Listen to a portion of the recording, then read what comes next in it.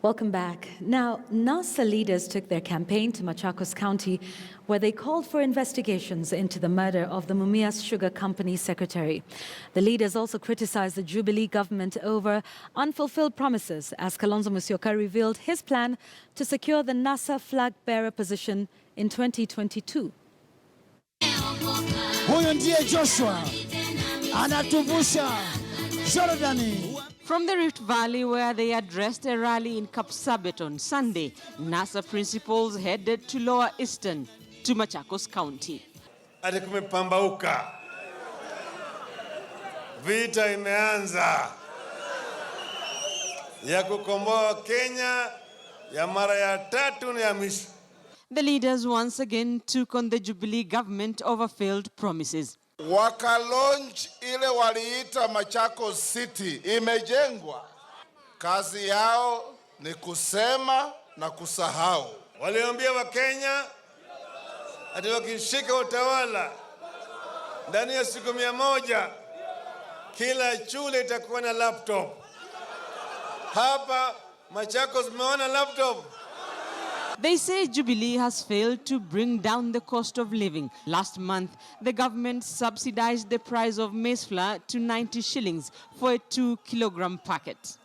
Ukiangalia hapa imeandikwa GOK. Na ukiuza bidhaa ambayo ina alama inaitwa ime na alama GOK, under the penal code is an offense. Kalonzo Musyoka, speaking in his support base, spoke of the NASA deal that will see Raila Odinga serve for one term if elected president, and how he will work to become the NASA flag bearer in 2022. Hapa natangazia ndugu Weta na ndugu Mudavadi zingine hata ma-DVD. Na watangazia mashindano. Vile meona Western imekuwa locked. Sasa wakati ndugu Raila anaenda kustaafu, ni lazima mimi na Weta na Muda tukae tuone nani ameleta vitu vingi zaidi. Kanati huo wangepata senta tutashinda ndugu zetu wa Western kwa kuleta vitu vingi. NASA is accusing Jubilee of lacking original ideas on what projects to undertake after the government promised free secondary education. Ile mipango yote ambao hao wanajigamba ati Jubilee inafanya ilianzishwa katika serikali ya Raila, Kalonzo na Kibaki. The rally came a day after the killing of the Mumias Sugar Company secretary Joseph Lubia. The leaders claim he was murdered after refusing to collaborate with illegal sugar importers and want investigations over his murder carried out. Pia alikuwa anasukumwa na jamaa fulani ambao wameleta sukari kutoka ng'ambo. Imeingizwa hapa.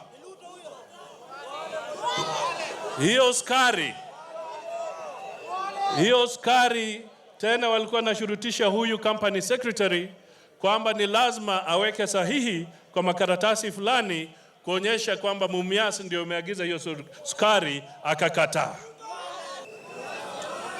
Wengine wanaingiza sukari ya bandia kupitia kwa bandari ya Kismayu. Sima nawajua? The NASA team will on Tuesday and Wednesday take a break from the campaign trail before heading to Lamu and Watamu on Thursday. Rita Tinina, KTN News.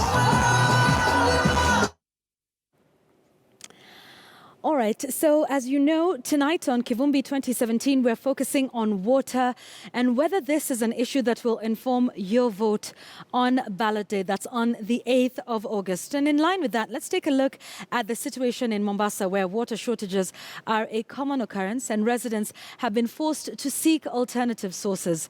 This includes the use of borehole water, and now there is the consideration of desalinating seawater.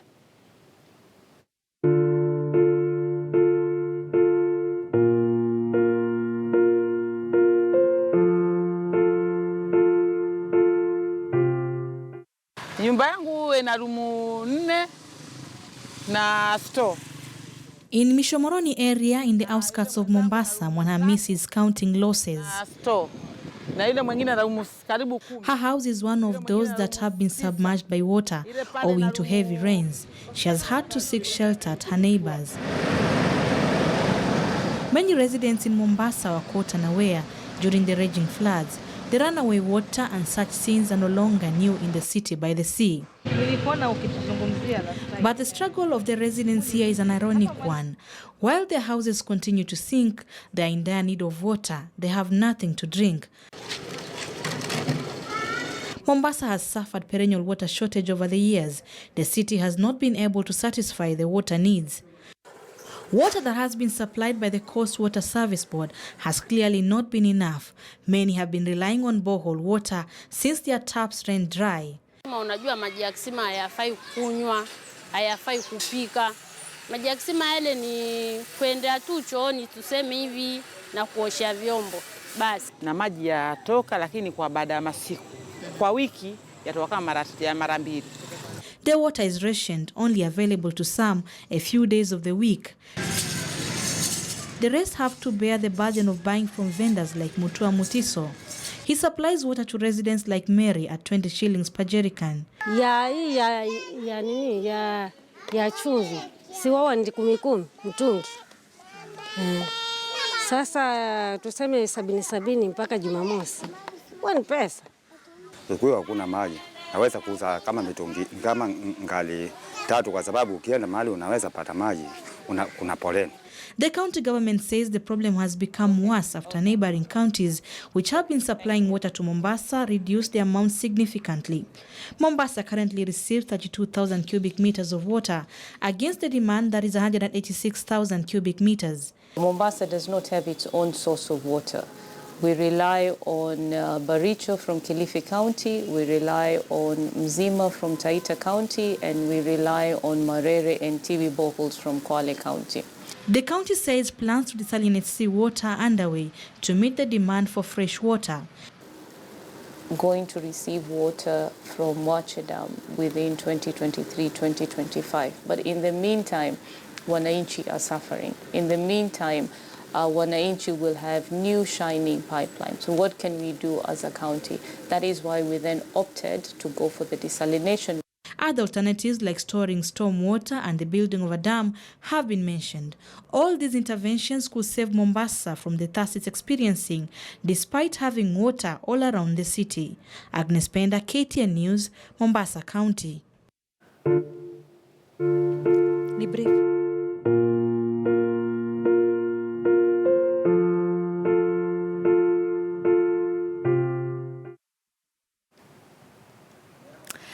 3 men were today arraigned before a Mariakani court in Kilifi County in relation to a 12 million shilling ivory haul hidden in a house.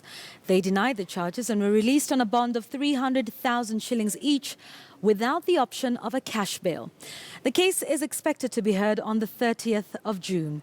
According to Mariakani Police Chief Ramson Lolmodoni, the suspects are believed to be linked to local ivory traffickers. Police suspect the 3 intended to smuggle the ivory into the international market, where the demand for ivory is high. The ivory is suspected to have been hacked from savanna elephants, known to have exceptionally long tusks that almost reach the ground. And the Kenya Wildlife Services says it will conduct a DNA analysis to determine the origin of the ivory.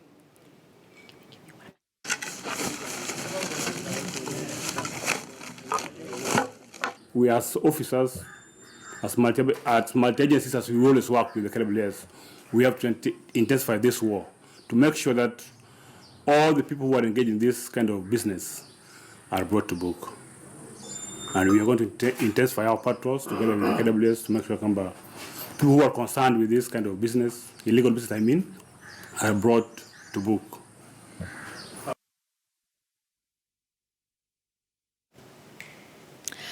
All right, so we continue with our discussion tonight, and there's some interesting responses we're getting from our big question tonight. We're asking you the source of your water, and it turns out no matter the source, many of you are unsure about its quality and its safety.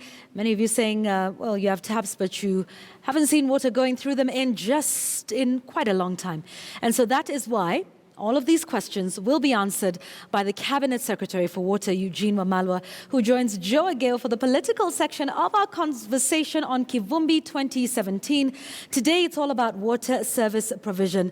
And Joe Ageo, of course, will be with the CS in just a short while. You'll see him on your screens in just a moment.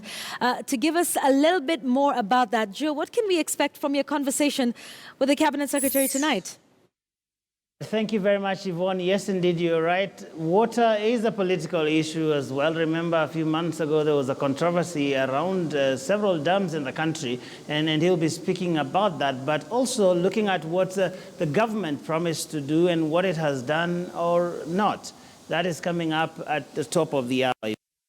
Indeed, all of those questions on the controversies, on why water is such a big political issue, and what will inform your voting as far as water service provision. That conversation with Joe Ageo and the Cabinet Secretary for Water, Eugene Wamalwa, coming up in just a few minutes, a little under half an hour. So we'll be getting to that shortly, so you want to stay with us here. This is Kivumbi 2017. We're taking a break. The business news will be up next.